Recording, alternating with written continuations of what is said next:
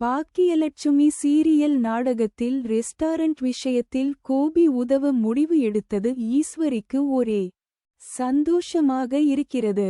அதோடு பாக்கியாவும் அவனிடம் உதவி கேட்டதால் ஒரே குஷி ஆகிறாள்.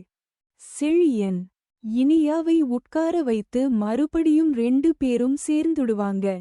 பாக்கியாவை பத்தி பேசுனாலே கோபி முகத்துல அவ்வளவு வெளிச்சம் தெரியுது என்கிறாள். ஆனால் செழியன் அதெப்படி கரெக்டா இருக்கும்? 2 பேரும் டைவர்ஸ் பண்ணிட்டாங்க என சொல்கிறாள். அதற்கு ஈஸ்வரி நீயும் தான் தப்பு பண்ண. எவளோ ஒருத்தி உன் வாழ்க்கையில வந்தாள். ஆனாலும் இப்போ நீ ஜெனி கூட சந்தோஷமா இல்லை. அது மாதிரி தான் என சொல்கிறாள். இதனால் செழியன் அமைதியாகி விடுகிறான். இதனையடுத்து கோபியிடம் காலேஜில் பங்கன் ஒன்று நடப்பதாக 1000 ரூபாய் கேட்கிறாள். அவனும் தர்றேன் என சொல்ல, பாக்கியா நான் கொடுத்துக்கிறேன் என்கிறாள். உடனே ஈஸ்வரி அவனோட பொண்ணுக்கு கோபி கொடுக்க கூடாதா என கேட்கிறாள். அதற்கு பாக்கியா இவ்வளவு நாளா நான்தான பார்த்துக்கிட்டேன். இன்னைக்கும் நானே பார்த்துப்பேன் என சொல்கிறாள். கோபியும் விடுங்கம்மா அவளே கொடுக்கட்டும். இனியா டிரஸ் கேட்டா அதை நான் வாங்கி கொடுத்துக்கிறேன் என்கிறான்.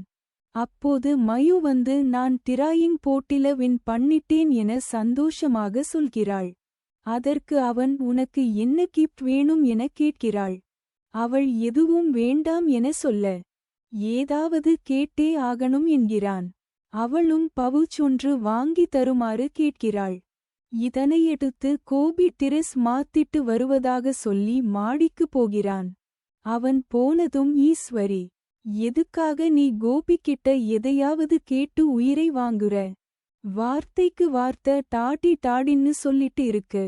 உனக்கு கோபியா டாடி? எவனோ ஒரு குடிகாரன் இருக்கான்ல, அவனை போய் அப்பான்னு கூப்பிடு என சொல்கிறாள். அப்போது ராதிகா வீட்டுக்கு வர்றா. அவள் பேசுவை கேட்டு விடுகிறாள். பாக்கியாவும் அத்தை பேசியதை கேட்டு கடும் அதிர்ச்சி அடைகிறாள். அம்மாவை பார்த்ததும் மயு கட்டிப்பிடித்து அழுகிறாள்.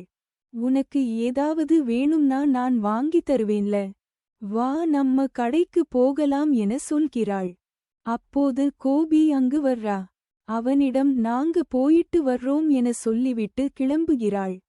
ஈஸ்வரி ஒன்றுமே நடக்காததை போல், நீ கூட்டிட்டு போறேன் சொல்லியும் வேணாம் சொல்லிட்டாங்க பாரு.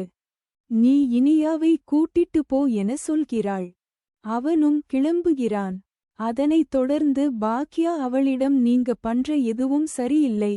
மாமா இருந்திருந்தா இதை நான் பேச வேண்டிய தேவை இருக்காது. அதான் நான் பேசுறேன்.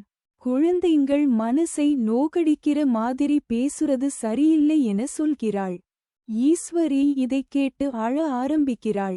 இதனிடையில் மயு ரொம்ப சோகமாக பேச, சீக்கிரமே இந்த பிரச்சனையை நான் சரி பண்றேன். இந்தளவு அவங்க பேசுவாங்கன்னு நான் நினைக்கலை என சொல்லி சமாதானம் செய்கிறாள். அதன் பின்னர் அவள் வீட்டுக்கு போனதும் இனியாவை வெளியில் அழைத்து சென்ற கதையை பற்றியே கோபி பேசிக் கொண்டு இருக்கிறான். இதனால் ராதிகா எதுவும் பேசாமல் தூங்க சென்று விடுகிறாள். ஆனாலும் அவள் நடந்த விஷயங்களை எல்லாம் யோசித்துக் கொண்டே இருக்கிறாள்.